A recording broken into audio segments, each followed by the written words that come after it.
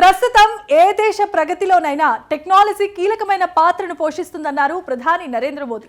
ఈ విషయాన్ని ఎవరూ కాదనలేరు. అయితే టెక్నాలజీ ఎంత గొప్పదైనా మానవ వనరులకు ప్రత్యామ్నాయం కాదని ఆయన కుండ బద్దలు కొట్టారు.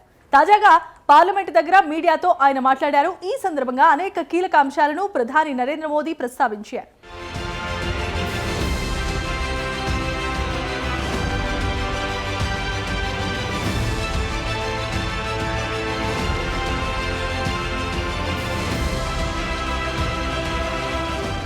ప్రధాని నరేంద్ర మోదీ కీలక వ్యాఖ్యలు చేశారు. సాంకేతికత అనేక సమస్యలు పరిష్కరిస్తున్న విషయాన్ని ఎవ్వరూ కాదనలేరన్నారు ఆయన. మారుతున్న కాలమే దీనికి ఉదాహరణ అన్నారు. అయితే టెక్నాలజీ ఎంతగా డెవలప్ అయినా సదరు సాంకేతికత కొన్ని పరిమితులు ఉంటాయన్నారు. అంతిమంగా మనుషులకు సాంకేతికత ఎంతమాత్రం ప్రత్యామ్నాయం కాదని ప్రధాని స్పష్టం చేశారు. తాజాగా బడ్జెట్ సమావేశంలో భాగంగా పార్లమెంట్ వద్ద మీడియాతో ప్రధాని మాట్లాడారు. ఈ సందర్భంగా అనేక అంశాల గురించి ప్రస్తావించారు.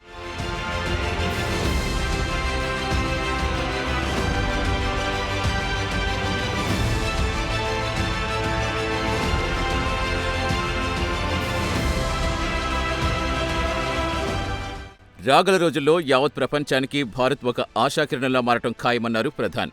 ప్రధానంగా ఆర్థిక రంగంలో భారత్ దూసుకుపోతున్న వైనం యావత్ ప్రపంచ దేశాలు గమనిస్తున్నాయన్నారు.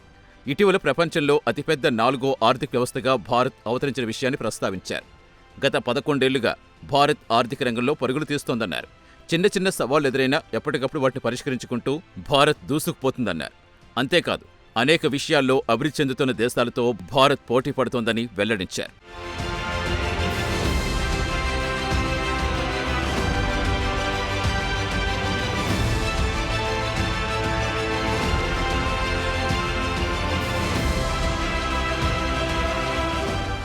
ఈ సందర్భంగా వికసిత్ భారత్ గురించి ప్రస్తావించారు. 2047 నాటికి వికసిత్ భారత్ లక్ష్యాలు చేరుకోవాలన్నదే ప్రస్తుత దేశం ముందున్న అతిపెద్ద సవాలన్నారు ఆయన. స్వాతంత్ర్యం వచ్చి 100 ఏళ్లైన సందర్భంగా అభివృద్ధిలో మనం ఎక్కడ ఉన్నామని వెల్లడించేదే వికసిత్ భారత్ 2047 మిషన్ అన్నారు. ఈ సందర్భంగా వికసిత్ భారత్ లక్ష్యాలు సాధించేందుకు పార్లమెంట్ సభ్యులు తీవ్రంగా కృషి చేయాల్సిన అవసరం ఉందని తెలిపారు.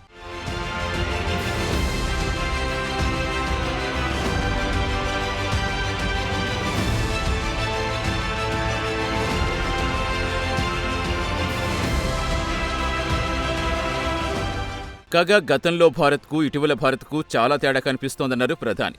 గతంలో భారత్లో ఎక్కడ చూసినా అనేక సమస్యలు పెండింగ్లో ఉండేవన్నారు.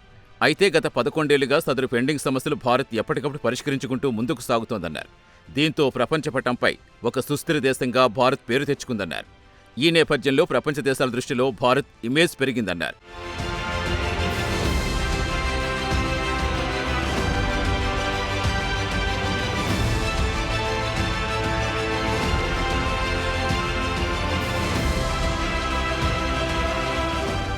ఈ సందర్భంగా ఇటీవలే భారత్, యూరోపియన్ యూనియన్ మధ్య కుదిరిన స్వేచ్ఛ వాణిజ్య ఒప్పందం గురించి ప్రస్తావించారు.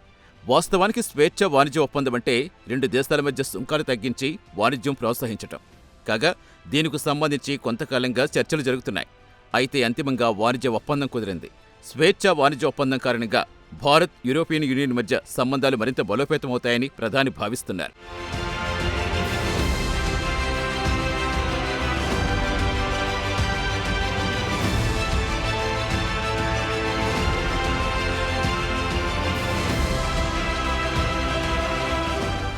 కాగా భారత్, యూరోపియన్ యూనియన్ మధ్య కుదిరిన వాణిజ్య ఒప్పందం ప్రభావం ద్వైపాక్షిక సంబంధాలపై పడే అవకాశముందన్నారు.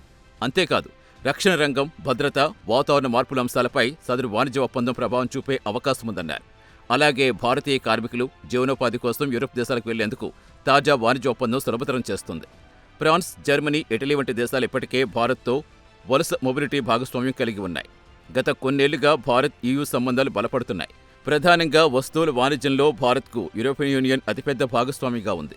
కాగా 2024-25 ఆర్థిక సంవత్సరంలో భారత్, EU మధ్య వస్తు వాణిజ్యం విలువ $136 బిలియన్ ఉంది.